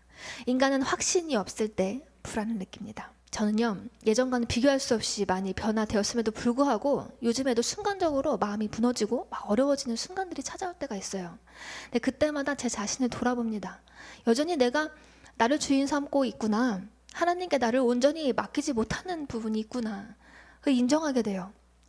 그리고 너무 감사한 것은 날마다 하나님의 은혜가 임재하는 이 자리가 있기 때문에 조용히 눈을 감고 주님 앞에 나아갑니다. 예배 시간, 말씀 시간, 찬양 시간, 기도 시간 주님 앞에 나아갑니다. 더 큰 은혜를 간구합니다. 은혜란 앞에서 설명했듯이 자격 없는 자에게 값없이 베풀어 주시는 하나님의 선물입니다. 연약한 인간은 정말 시시때때로 무너지고 실패합니다. 그러나 그 무너진 모습 그대로, 실패한 모습 그대로 주님의 은혜를 믿고, 하나님 크신 사랑은요, 측량할 수 없잖아요. 그 크신 하나님의 은혜를 믿고 사모하며 나아갈 때 하나님은요, 한 번도 우리를 실망시키지 않으시는 신실하신 분이십니다. 그 은혜 때문에 여러분 제가 살아있고요, 그 은혜 때문에 하나님은 언제 그랬냐는 듯이 제 안에 올라왔던 원망과 불평과 분노와 낙심과 불안, 이 모든 마음들을 언제 그랬냐는 듯이 싹 없애주시고 또다시 담대하게 주의 길을 걸어가게 하시더라고요. 시편 103편 13절에서 14절에 보면 아버지가 자식을 긍휼히 여김같이 여호와께서는 자기를 경외해야 하는 자를 긍휼히 여기시나니 이는 그가 우리의 체질을 아시며 우리가 다만 먼지뿐임을 기억하심이로다. 저 이 말씀 되게 좋아해요. 하나님이 내가 먼지밖에 안 된다는 거 아시는구나. 내 체질을 아시는구나. 내 연약함을 아시는구나. 그래서 주님 앞에 나아갈 때 모든 내 가시게 옷을 벗고 나아갈 수 있어요. 히브리서 4장 15절에서 16절 말씀, 우리에게 있는 대제사장은 우리의 연약함을 동정하지 못하시리가 아니요 모든 일에 우리와 똑같이 시험을 받으시니로되 죄는 없으시니라. 그러므로 긍휼하심을 받고 때를 따라 돕는 은혜를 얻기 위하여 은혜의 보좌 앞에 담대히 나아갈 것이니라. 여러분, 오늘 이 시간 무너진 우리의 마음이 있었다면 그 모습 그대로 은혜의 보좌 앞에 담대히 나아가는 저와 여러분 되기를 소원합니다. 네, 세 번째로 이 사망이 주장하는 삶을, 사망이 왕노릇하는 삶을 사는 사람의 특징은 고집과 자존심이 주장하는 삶을 산다는 거예요. 죄악의 본성을 지닌 인간은 누구나 할 것 없이 이 고집과 자존심으로부터 자유하지 못합니다. 특히나 율법적인 신앙을 가진 이 사람들의 큰 특징이 바로 고집과 자존심이 매우 강하다는 점입니다. 이 두 가지는 결국 이 교만의 대표적인 속성들인데요. 율법적인 신앙인들은 굉장히 자기 열심과 자기 생각이 강해요. 그렇기 때문에 내가 옳다는 교만에 빠지기가 아주 쉽습니다. 예수님이 이 땅에 오셨을 당시 서기관과 바리새인들이 아주 고집이 세고 자존심이 셌죠. 이들은 하나님을 향한 열심이 아주 특심이었습니다. 누구보다 하나님을 향한 큰 열정을 가진 자들이었어요. 그러나 이들 속에는요, 고집과 자존심이 가득하여서 오히려 그 틀 속에 스스로 갇혀 진리이신 예수님을 눈앞에 보고도 보지 못했습니다. 주님의 말씀을 귀로 듣고도 듣지 못했어요. 하나님은 예수님을 통해 당신의 뜻을, 신앙의 본질을 계속 가르쳐 주셨습니다. 그러나 이들의 이 완악한 고집과 자존심 때문에 오히려 생명의 주 이 예수 그리스도를 정죄하고 비난했습니다. 그리고 그 예수님을 자기들의 손으로 죽였어요. 우리는요, 무엇보다 이 자존심의 문제에 대해 깊이 생각해 보아야 합니다. 자존심과 고집을 죽이지 않으면 하나님을 향한 열심이 있어도 우리 이렇게 하나님을 대적할 수밖에 없다는 무서운 사실을 깨달아야 합니다. 헤로도토스는 자존심은 어리석은 자의 소유물이다 라고 말했고, 연극 속담에는 자존심은 악마의 정원에 피는 꽃이다 라고 우리 이순희 목사님이 매일 말씀하시죠. 이순희 목사님은 자존심은 사단의 통로다 라고 말씀하셨죠. 사람이 이 땅에 태어날 때는 자존심이 없이 태어나죠. 아주 없진 않겠죠. 본질상 죄인이니까. 근데 시간이 지날수록, 사람이 나이가 들수록 점점 더 이 세상 가운데 죄와 상처가 쌓이면서 더 강한 자존심이 생기죠. 우리를 자신 안에 가두는 자존심이라는 이 감옥을 허물 수만 있다면 우리는 훨씬 더 아름답고 윤택한 삶을 살아갈 기회를 얻게 됩니다. 많은 사람들이 영성 훈련을 받으면서 가장 내려놓지 못하는 것 두 가지가 있다고 우리 목사님이 늘 말씀하시잖아요. 물질과 자존심이라고. 근데 그래도 끝까지 훈련 받다 보면 물질은 내려놓는데 자존심을 내려놓지 못하는 사람들이 참 많다고 그렇게 얘기하십니다. 자존심을 완전히 제거하는 것, 이것이 신의 성품에 참여하기 위한 마지막 코스라고 해도 과언이 아닙니다. 그래서 우리 하나님은요, 영성 훈련을 받는 우리들에게 시대때로 우리의 자존심이 확 튀어나올 수 있는 상황들을 허락하시기도 합니다. 고의적으로, 일부러. 우리가 얼마나 죽었나 테스트해 보시기 위하여서 딱 찔렀을 때 팍 튀면 우리는 다시 나를 돌아보며 내가 아직도 죽지 못했구나, 내 자존심이 아직도 펄펄 살아있구나 깨달으면서 다시 주님 앞에 나아가게 되죠. 여러분, 신앙생활의 성숙은 자존심을 얼마나 죽였느냐로 결정됩니다. 아무리 많은 성경 지식을 가지고 있고 훈련을 오래 받았을지라도 자존심이 살아있으면요, 그래서 그 자존심을 딱 내가 깨닫고 바로 그 자존심을 갖고 주님 앞에 가지고 나아가서 주님 잘못했어요, 제가 아직도 이렇게 자존심이 가득하네 하고 팍 버려야 되는데, 그게 아니라 그 자존심이 딱 튀어오르는 그 순간에 그 자존심한테 의지를 딱 내줘버리는 거야. 사단한테 그 의지를 딱 내주고 자존심을 팍 부려버려요. 그러면요, 이 사단의 통로가 되어서 그 자존심이라는 틈을 통해 사단이 딱 들어와서 우리의 영성 훈련을 좀 순식간에 무너뜨리죠. 쌓는 건 오래 걸리는데요, 여러분, 진짜 무너지는 거는 한순간이더라고요. 오랫동안 훈련받아도 이 자존심이 여전히 살아있으면 영적 어린아이의 수준일 뿐입니다. 고린도전서 3장 3절에 보면 너희는 아직도 육신에 속한 자로다. 너희 가운데 시기와 분쟁이 있으니 어찌 육신에 속하여 사람을 따라 행함이 아니리요 라고 했어요. 아직도 누구 때문에 힘들고 누구 때문에 열받고 여러 시기와 분쟁이 우리 내면 가운데 일어나고 있다면 우리는 아직도 어린아이 수준의 신앙임을 인정해야 합니다. 훈련받는 일이 힘든 이유, 인간관계에서 자꾸만 깨지는 이유, 속마음을 내어놓기 싫고 자꾸 영적 침체에 빠지는 이 모든 이유가 우리 안에 남아있는 자존심 때문입니다. 자존심을 깨뜨리지 않는 한 우리의 영적 생활의 성장이 불가능하죠.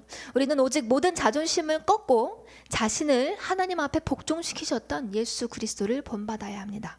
우리는 여기까지 율법에 매여 사망이 왕노릇하는 인생의 대표적인 특징들에 대해 살펴보았습니다. 여러분, 율법 자체는 우리를 결코 선하게 만들 수 없고 우리의 노력과 결단으로는 율법을 완성시킬 수도 없다는 것을 우리는 알게 되었어요. 스스로 그토록 율법을 잘 지킨다고 믿었던 유대인들 정말 철저했대요. 정말 너무나도 철저했대요. 그런데 그럼에도 불구하고 말씀을 몰랐겠습니까, 그 유대인들이? 근데 아집과 고집에 사로잡혀서 사단의 도구가 되었다면 할 말을 잃었죠. 여러분, 하나님은 근데 왜 우리에게 율법을 주셨을까요? 율법은 우리를 완성시킬 수도 없고 우리를 구원시킬 수도 없는데 하나님 도대체 왜 우리에게 율법을 주셨을까요? 로마서 7장 9절에서 10절에 보면 전에 율법을 깨닫지 못했을 때에는 내가 살았더니 계명이 이름에 죄는 살아나고 나는 죽었도다. 생명에 이르게 할 그 계명이 내게 대하여 도리어 사망에 이르게 하는 것이 되었도다 라고 사도 바울이 고백하고 있어요. 옛날 유럽의 열강들이 자기들의 식민지의 영역을 넓힐 때 그들은 미개한 사람들에게 선물로 줄 상품들을 배에 가득히 싣고 갔다고 해요. 술이나 쇠로 만든 연장들 또는 장신구들을 가지고 갔습니다.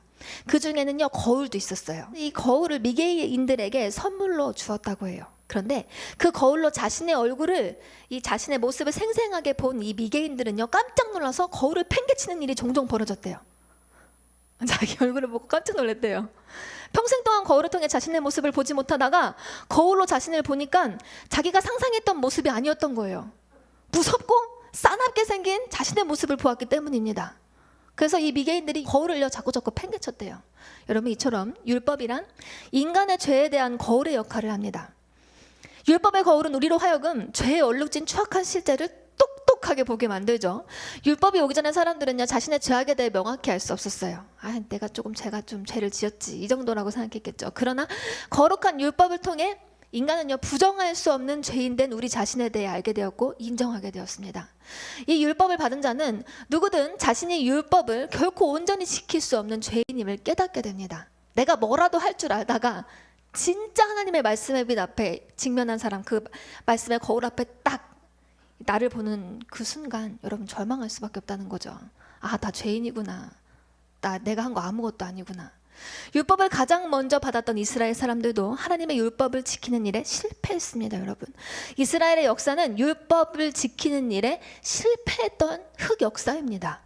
하나님은 이 율법을 내 노력으로 지킴으로 구원받으라고 허락하신 것이 아닙니다. 야, 율법은 이건데 못 지키겠지.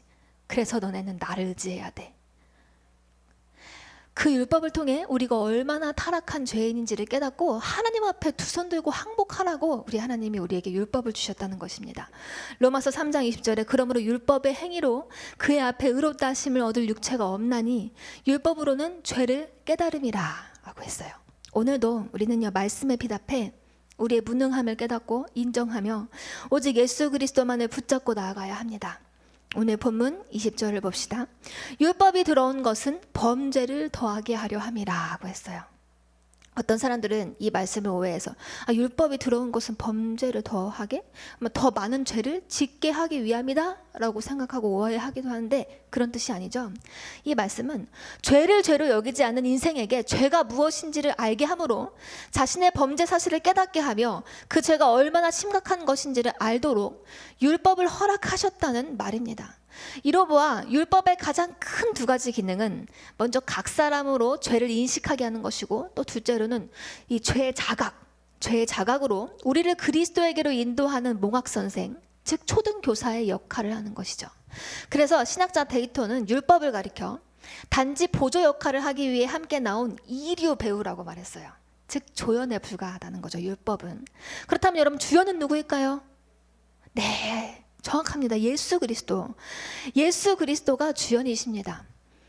여러분, 예수를 주연으로 이루어지는 이 인류의 구원이란 위대한 드라마에서 조연의 역할을 맡은 것이 바로 율법이에요. 어둠이 깊을수록 그 안에서 비치는 빛은 더 환하게 빛나는 것처럼 우리 속에 죄가 더 많이 드러나고 느껴질수록 하나님의 용서의 은혜는 더욱 귀하고 크게 느껴지는 것이죠. 그래서 죄를 깨닫는 것이 은혜입니다. 백성교회에서 드려지는 예배는요, 우리 속 깊은 죄악을 드러내어 고치는 예배입니다. 쉽지가 않은 예배예요, 사실은. 여러분, 한두 번 드릴 때는 막 기쁘잖아요. 3, 4번, 5번, 6번 계속해서 드려보세요. 조금 힘든 예배예요. 왜냐?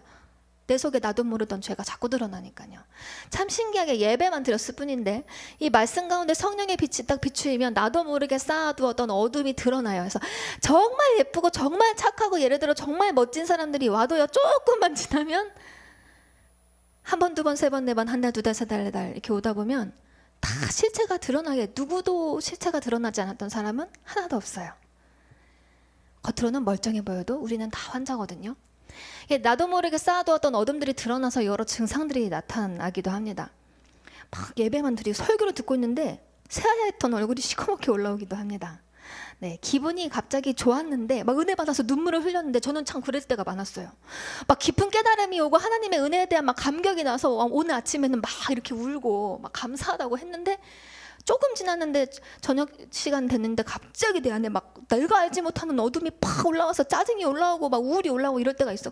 이상하다. 내가 아침에 진짜 큰 깨달음이 임해갖고 행복하고 기뻤는데 어째서 또 내가 금세 또 이렇게 이상한 마음들이 나를 이렇게 힘들게 하는 게 무엇이냐?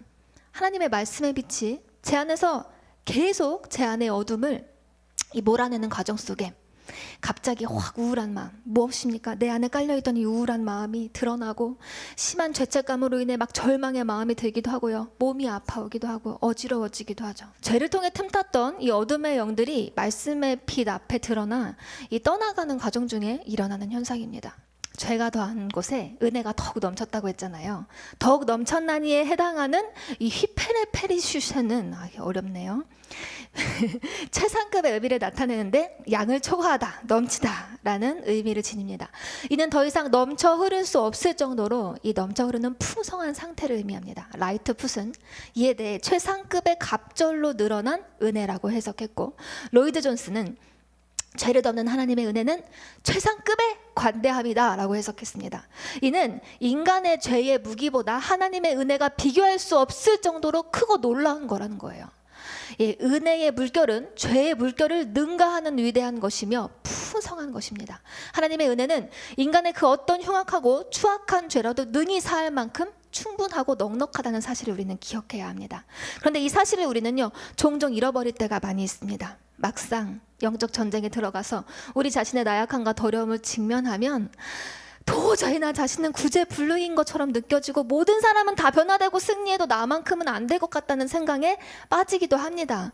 그러나 우리는요, 그때에도 우리의 의지를 붙잡고 세상 그 무엇과도 비교할 수 없이 넉넉하고 풍성한 그 크신 하나님의 사랑 앞에 나아가야 할 줄 믿습니다. 그래서 우리는요, 찬양할 거예요. 그 크신 하나님의 사랑 말로 다 형용 못하네.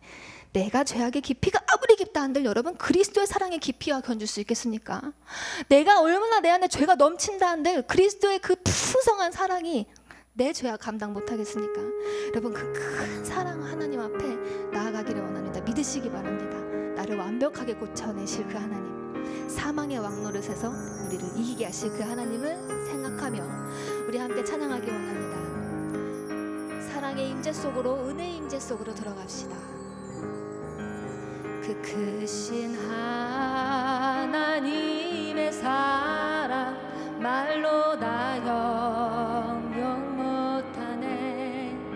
저 높고 높은 별을 넘어 이 낮고 낮은 땅 위에 죄범한 영혼 구하려 그 아들 보내사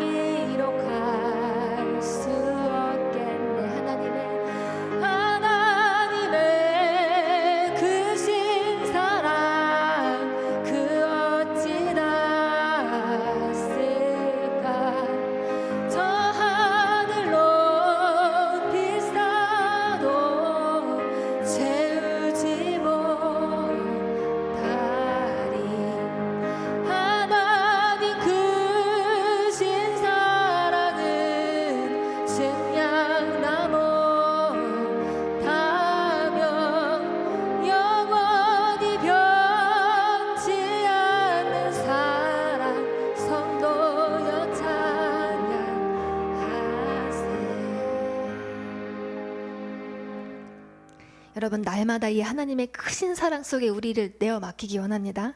부족해도 괜찮아요. 넘어져도 괜찮습니다. 그 하나님의 사랑만을 끝까지 의지하고 그 사랑을 의지하기를 포기하지만 않는다면 우리 하나님이 저와 여러분을 만들어서 사용하실 줄 믿습니다. 우리는요, 이 시간 하나님의 말씀에 비답해 우리 자신을 비추어 이제껏 우리 안에서 사망이 왕노릇했던 모습들을 깨닫고 인정해야 합니다.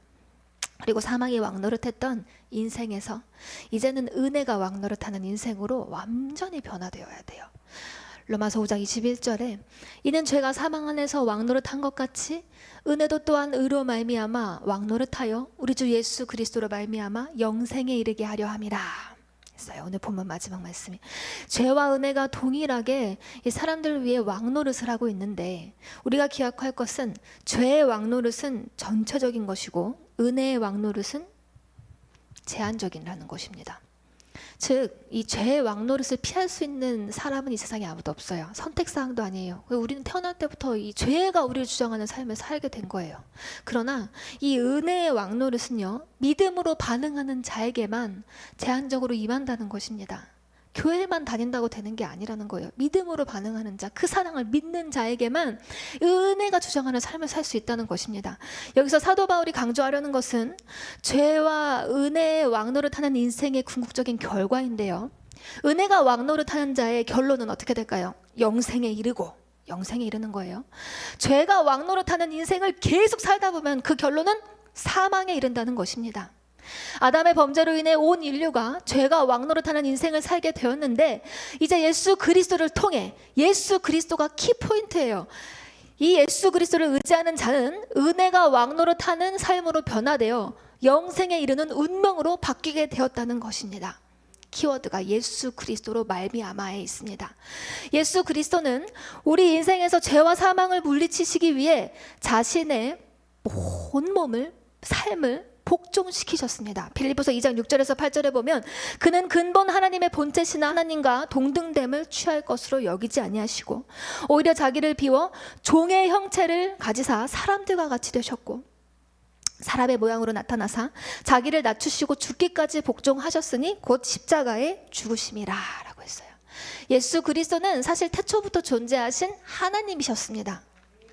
자신을 낮추어 이 세상에 오셨어요. 그 하나님이신 분께서. 그리고 죽기까지 낮아지셨습니다. 상식적으로 납득되지 않는 이 놀라운 사건, 예수 그리스도의 십자가 대속 사건을 믿는 자만이 저주받은 신분에서 완전히 벗어나 영원한 생명을 소유한 의인으로 거듭나게 되었습니다. 사랑하는 여러분, 진실로 이 은혜의 사건을 믿으십니까?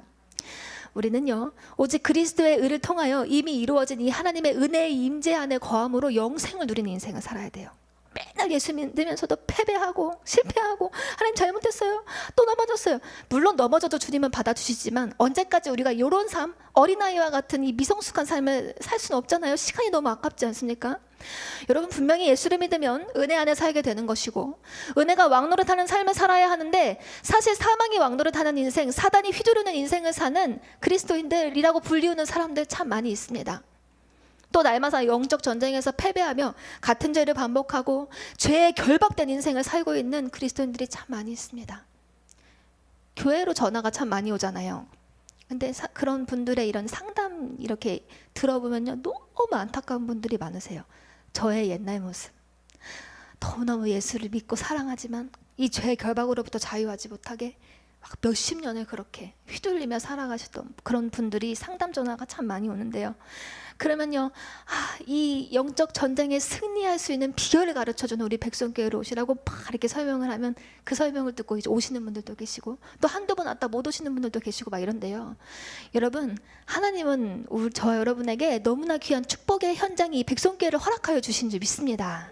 영적 전쟁에서 평생 승리하지 못하고 마음은 언하나 맨날 육신에 져서 막 그 한계에 갇혀서 사는 여러분, 그런 인생이 아니라 이 자리에 있는 사실 모든 분들은 승리의 계가를 날마다 부르며 나아가고 계신 분들인데, 여러분, 우리 모두가 더욱더 큰 승리의 삶을 살아가기를 소원합니다. 그리스도의 풍성한 생명을 누리지 못하고 어딘가 눌려있고 묶여있고 자유하지 못하고 기쁘지 못한 인생, 아직도 미움, 막 다툼, 시기, 질투의 종이 되고 자존심의 노예가 된 육에 속한 삶에서 우리는 완전히 해방돼야 돼요. 맨날 시시때때로 막 마음이 유리 같아가지고 막 요만한 말 한마디만 들어도 마음이 팍팍 무너지고 막 이런 삶에서 우리는 해방되어야 한다는 거예요. 이를 위해 우리는 죄와 사망의 법에서 자유케 하는 생명의 성령의 법을 의지해야 합니다. 그리고 우리 속에 죄와 싸우기를 피할 것이 아니라 은근살짝 그냥 피할 것이 아니라 우리는요 담대하게 내 속에 죄가 딱 느껴졌다, 깨달아졌다, 드러났다 그러면 여러분 우리는 이 죄의 문제를 딱 가지고 담대히 이 죄와 싸우기를요 피 흘리기까지 적극적으로 싸워 나아가야 할 줄 믿습니다. 이미 완전한 승리를 예비하신 이 예수 그리스도, 여러분 우리 예수님은요 저와 여러분의 편이신 줄 믿습니다. 많은 세상 사람들이 다 내 편 되지 않아요. 그렇지만 하나님은 저와 여러분의 편이십니다. 내가 어떤 꼴통짓을 하고 내가 어떤 하나님을 실망시키는 일을 했을지라도 우리 하나님은 우리 편이에요. 그래서 우리가 그때라도 일어나서 그때라도 그 실패를 박차고 일어나서 다시 승리의 길로 가기를 응원하시는 분. 그래서 우리 예수님이 맨날 제 안에 비연아 화이팅, 제가 사람들한테 맨날 권사님 화이팅, 집사님 화이팅 이런 말 진짜 많이 하는데 우리 하나님은요, 예수님은요 우리 안에서 이 화이팅을 외치시고 계신다는 거예요. 내가 잘못했다고 해서 에이씨 때려쳐, 촛대 옮겨, 이게 아니라는 거예요. 여러분 그 주님을 우리는 믿어야 돼요. 내가 잘 되기를 원하시는 하나님, 내가 또 다시 일어서기를 원하시는 그 하나님. 여러분 우리는 그 그리스도를 의지해서 내 편 되신, 영원한 내 편 되신, 유일한 내 편 되시는 그 예수를 의지해서 낙심하거나 주눅들지 말고 또 교만하게 앞서가거나 내 의를 세우지 말고 겸손히 인내하면서 끝까지 싸워 나가서 여러분 우리 승리의 계가를 부르는 저와 여러분이 되기를 소원합니다. 다시 말씀드리지만 하나님의 은혜, 하나님의 사랑은요 우리의 모든 죄악을 완전히 녹여버립니다.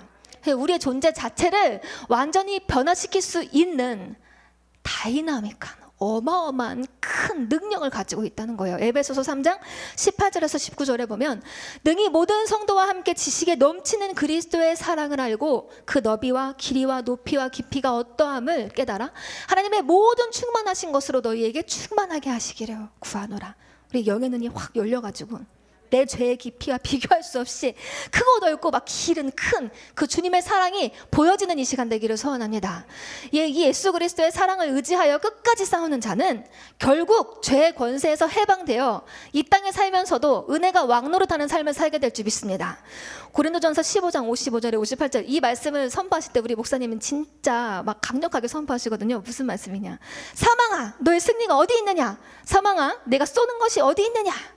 사망이 쏘는 것은 죄요 죄의 권능은 율법이라. 우리 주 예수 그리스도로 말미암아 우리에게 승리를 주시는 하나님께 감사하노니 그러므로 내 사랑하는 형제들아 견실하며 흔들리지 말고 항상 주의 일에 더욱 힘쓰는 자들이 되라. 이는 너희 수고가 주 안에서 헛되지 않은 줄을 알미니라. 여러분 이 승리의 확신이 있는 사람은요 흔들리지 않습니다. 낙심하지 않습니다. 사망아 네가 무엇이냐, 네가 쏘는 것이 무엇이냐 막 이러면서요 사망이 나를 아무리 쏘아내도 막 나에게 해를 입히려고 해도 견고하고 흔들리지 않으며 주의 일에 막 더 힘쓰며 나아가는 거예요. 사도 바울의 이 고백에서 엄청난 승리의 확신이 느껴지지 않습니까?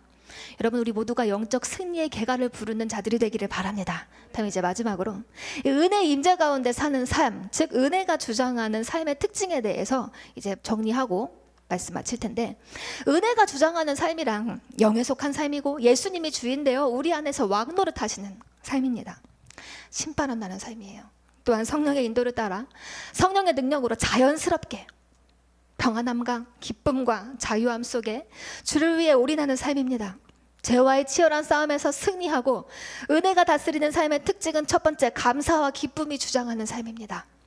예수님이 주인된 삶, 하나님의 은혜가 다스리는 삶을 사는 사람의 가장 큰 특징은 그 마음에 늘 하나님을 향한 감사와 찬양이 넘친다는 것입니다. 은혜가 주장하는 삶을 사는 사람은요 감사할 조건에만 감사하는 것이 아니라 감사할 수 없는 조건에도 감사합니다. 고난의 폭풍우가 밀려와도 이해할 수 없는 상황이 닥쳐도 감사와 기쁨만은 흔들리지 않습니다. 이게 은혜가 다스리는 사람입니다. 히브리서 13장 15절에 보면 그러므로 우리는 예수로 말미암아 항상 찬송의 제사를 드리자. 이는 그 이름을 증언하는 입술의 열매니라.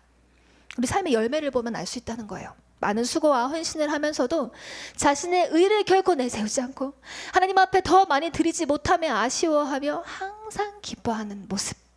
우리 목사님이 이렇게 사시더라고요.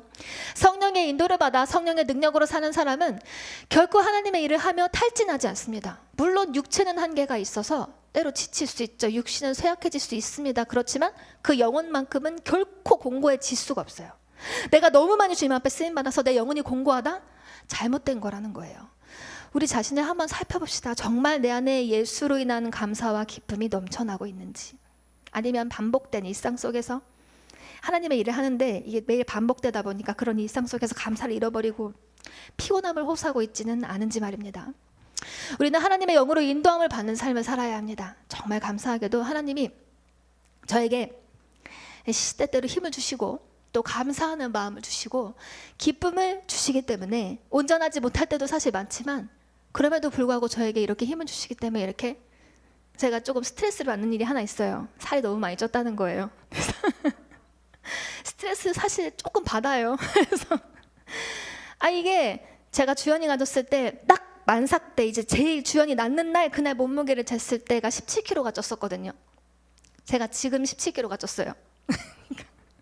이러다 20kg 넉넉하게 찌겠어요. 아주 이게 몸이 얼마나 무거운지. 그리고 전 창피하고 부끄럽기도 하더라고요. 임신한 거긴 하지만 너무 심하게 살이 찌다 보니까. 근데 그럼에도 불구하고 무거운 만삭의 몸에도 한 3주 뒤면 이제 포도가 나올지 말지 모르겠지만 어쨌든 이 만삭의 몸으로 설교자로 설 수 있게 된 것이 참 하나님의 은혜인데요. 이것은 제 의지나 제 노력에 의한 것이 절대 아니에요. 제가 이렇게 하고 싶다고 하겠습니까? 여러분, 하나님이 저에게 힘을 주시기 때문에 할 수 있는 줄 믿습니다. 사도 바울은 복음을 전하다가 수없이 많은 매를 맞고 핍박을 받고 또 옥에 갇혔지만 항상 기뻐하며 찬양하는 삶을 살았어요. 죄가 다스리는 삶이 아니라 은혜가 다스렸기 때문에 그렇습니다. 고린도전서 15장 10절에 그러나 내가 나된 것은 하나님의 은혜로 된 것이니 내게 주신 그의 은혜가 헛되지 아니하며 내가 모든 사도보다 더 많이 수고하였으나 내가 한 것이 아니요 오직 나와 함께 하신 하나님의 은혜로라 했어요. 여러분, 이 고백이 저와 여러분의 고백이 되길 원합니다. 두 번째, 은혜가 주장하는 삶의 특징, 담대함과 자유가 주장하는 삶을 삽니다. 하나님이 주시는 마음은 담대한 마음이에요. 반대로 사단이 주는 마음은 두려워하는 마음, 불안한 마음, 소심한 마음. 제가 소심쟁이였잖아요. 믿음의 확신은 우리에게 담대함을 줍니다. 사도 바울은 영적 승리를 이룬 후에 얼마나 담대했는지, 야, 너 앞으로 조금 있으면 너 죽을 거야 라는 이제 계시를 딱 받게 됐어요. 나 좀 있으면 죽겠구나. 근데요, 쫄지 않았어요. 눈앞에 죽음이 찾아와도 담대했습니다. 예수님의 제자들도 마찬가지입니다. 그렇게 두려움이 많고 사람들을 두려워했잖아요. 소심하고 잠을 못 이기고 저처럼 의지가 박약했던 이 제자들이 성령의 권능을 받고 완전히 변화되었어요. 사도행전 4장 13절에서 14절에 보면 그들이 베드로와 요한이 담대하게 말함을 보고 그들을 본래 학문 없는 범인으로 알았다가 이상히 여기며 또 전에 예수와 함께 있던 줄도 알고 또 병 나은 사람이 그들과 함께 서 있는 것을 보고 비난할 말이 없는지라. 여러분, 예수님의 제자들이요, 거침없이 담대하게 복음을 전파하는 이 예수님의 제자들의 모습을 사람들이 보고 비난할 말이 없었어요. 너무 담대하고 너무 똑똑하고 막, 그리고 이들을 통해 병들이 고쳐지는 모습을 본 거예요. 이 공회에서는요, 이 담대한 복음 전파를 통해 강력하게 부흥이 일어나는 것, 이 제자들을 통해 막 부흥이 일어나고 있으니까 이게 두려워해서 이들을 경고합니다. 야, 도무지 예수의 이름으로 말하지도 말고 가르치지도 말라. 이렇게 예수님의 제자들을 경고했어요. 그렇지 않으면 너네 잡아갈 거야. 옥에 가둘 거야. 막 경고했어요. 그러나 이 경고 앞에서 반응하는 제자들의 모습을 한번 보면 사도행전 4장 19절에서 20절에 베드로와 요한이 대답하여 이르되 하나님 앞에서 너희의 말을 듣는 것이 하나님의 말씀을 듣는 것보다 옳은가 판단하라. 우리는 보고 들은 것을 말하지 않을 수 없다. 이렇게 얘기했어요. 예수가 주인되어 은혜가 다스리는 삶을 사는 사람은 이처럼 세상이 감당할 수 없는 담대함과 자유가 넘친, 사람들이 나를 어떻게 보고 사람들이 나에게 어떻게 해를 끼치고 여기에 해를 받지 않는 거예요. 담대함과 자유가 넘치는 삶을 살아가는 것입니다. 마지막으로 은혜가 주장하는 삶은 사랑과 사명이 주장하는 삶입니다. 하나님의 본질은 사랑입니다. 하나님을 사랑한다 하면서도 이웃을 사랑하지 못한다. 아직도 내 안에 이 꾀름칙한 품어지지 않는 누군가가 있다. 여전히 죄와 어둠 가운데 머무는 삶을 사는 것입니다. 요한일서 4장 20절에 누구든지 하나님을 사랑하노라 하고 그 형제를 미워하면 이는 거짓말하는 자니 보는 바 그 형제를 사랑하지 아니하는 자는 보지 못하는 바 하나님을 사랑할 수 없느니라 라고 했어요. 하나님의 영이 거하는 사람, 은혜가 주장하는 삶을 사는 사람은요, 저절로 영혼 사랑에 초점이 맞춰집니다. 속으로는 이해가 안 되고 용납이 안 되면서 겉으로만 사랑하는 척하는 그런 삶이 아닙니다. 영혼 깊은 곳에서부터 흘러나오는 그리스도의 진정한 사랑으로 원수까지 이해하고 용서하고 품는 사랑을 하게 되죠. 이기적인 본성을 지닌 인간은 결코 누군가를 거짓없이 진실하게 사랑할 수 없는 존재예요. 그냥 내게 유익을 주고 내가 좋은 사람 있잖아요. 내가 좋아하는 스타일의 사람 분명히 있어요. 그런 사람을 사랑하는 건 어렵지 않습니다. 근데 진짜 나랑 상관없거나 혹은 내게 해를 끼치는 사람? 뭐 맨날 내 속을 팍팍팍 긁는 사람 있잖아요. 여러분, 상처가 많은 사람은요, 의도하지 않아도 옆에 있으면 그 사람이 팍팍 긁어요. 같이 안 있고 싶잖아요, 여러분. 그런 사람, 내 속을 막 긁는 그런 사람, 이 원수까지도 사랑하는 삶을 사는 것 내 힘으로 안 됩니다. 근데요, 성령이 이끄시고 은혜가 주장하는 삶을, 내 삶의 이 주인 자체가 이렇게 바뀌어버리고 이 은혜가 주장하는 삶을 살면 그게 된다는 거예요. 모든 사람을 내 힘이 아니라 내 의지나 어떤 내 노력이 아니에요. 노력이 없어요. 노력할 필요가 없는 거예요. 내 안에 주님이 예수의 사랑으로 사랑하고 막 품고 막 이해가 돼요. 이해가 내 머리로는 안 됐는데 막 주님의 사랑이 나를 감고 나니까 너도 그럴 수가 있었겠구나. 너 얼마나 상처가 많았니? 막 그 사람의 입장 속에서 이해가 되고요. 그리고 그들을 위해 희생하며 그들을 예수님께로 인도하는 능력의 삶을 살게 된다는 거예요. 이게 엄청난 기적 아닙니까? 이러한 삶이 또한 우리의 가장 큰 사명입니다. 여러분, 공부해서 남 주냐라는 말 있잖아요. 근데요, 은혜가 주장하는 삶이란 공부해서 남 주는 삶을 사는 거예요. 돈 벌어서 남을 줍니다. 능력을 받아서 남을 위해 쓰는 삶을 삽니다. 그런데 참 신기한 게, 그렇게 남을 위해 주는 인생, 희생하는 인생을 사는 사람, 이 성령의 인도함을 받아서 그런 삶을 사는 사람의 삶에 참된 행복과 만족이 있다는 사실이에요. 여러분, 만약에 이것을 억지로 한다고 생각해 보세요. 그것보다 힘든 인생이 어디 있어요? 내 마음은 하나도 아닌데 막 돈 벌어서 남 주고, 공부해서 남 주고, 뭐 해서 남 줘? 이건 용납할 수가 없는 일이죠. 근데 성령의 인도를 받아서 주를 위해 헌신하며 영혼들을 위해 희생하는 그 삶은요, 세상 그 무엇과도 견줄 수 없는 이 천국 인생을 누린다는 거예요. 저의 꿈도 그러한 천국 인생을 사는 것입니다. 저 여러분 모두가, 여러분 이번 한 주간 테마가 뭐였죠? 천국의 임재. 우리의 존재 자체가 예수 그리스도를 통하여 변화되어서 우리 안에 하나님의 은혜가 주장하는 삶을 살면 이렇게 하나님의 영광을 위해, 영혼들을 위해 희생하며 천국을 누리는 인생을 살아가게 될 줄 믿습니다. 옆 사람 바라보시고, 우리는 승리했습니다. 우리는 은혜 아니면 살 수 없는 사람들이에요. 결론적으로 오늘은 천국의 임재 테마 마지막 6번째 시간으로 은혜의 임재라는 제목으로 함께 은혜를 받았습니다. 임재란 무엇이냐? 다스린다는 거예요. 즉, 우리는 은혜의 임재, 은혜가 다스리는 삶을 살아야 하는 거예요. 오늘 본문에서는 크게 죄와 사망이 왕노릇하는 인생과 또 은혜와 생명이 왕노릇하는 이 인생 두 개를 비교했어요. 사망이 왕노릇하는 인생이란 내가 주인 된 삶, 육에 속한 삶, 율법의 매인 삶, 사단에게 휘둘리는 삶이라고 했어요. 이들의 대표적인 특징은 원망과 분노가 주장하며 낙심과 불안이 주장하고 자존심과 고집이 주장하는 삶이라고 했습니다. 우리는 이렇게 죄가 왕노릇하며 사망에 이를 수밖에 없는 존재였는데요, 하나님은 예수 그리스도를 통하여 은혜가 왕노릇하며 생명에 이르는 존재가 될 수 있는 길을 열어주셨습니다. 이를 위해 우리는 하나님의 이 말씀, 이 율법에 비답해 죄악된 우리의 본성을 드러내어 깨닫고 그 죄와 싸우기를 피 흘리기까지 싸워야 한다고 했습니다. 완전하신 하나님의 은혜, 예수 그리스도의 사랑을 의지하여 끝까지 싸울 때 우리는 이제 죄가 나를 다스려서 막 내가 내 속에 넘쳐나는 죄를 감당 못해서 버거워하는 삶이 아니라 하나님의 은혜가 나를 다스리는 삶, 영적인 승리의 삶을 살게 될 것이라고 했어요.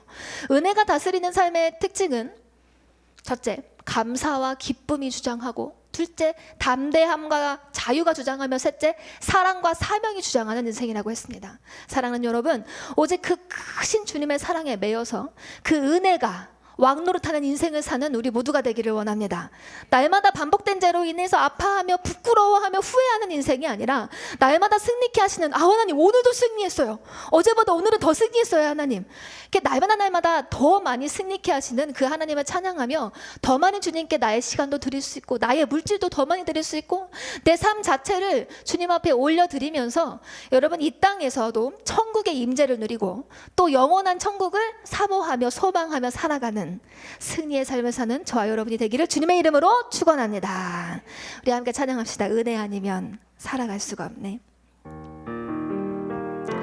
우리 하나님의 깊은 임재 속으로 들어가기를 소원합니다. 은혜 아니면 살아갈 수가 없네.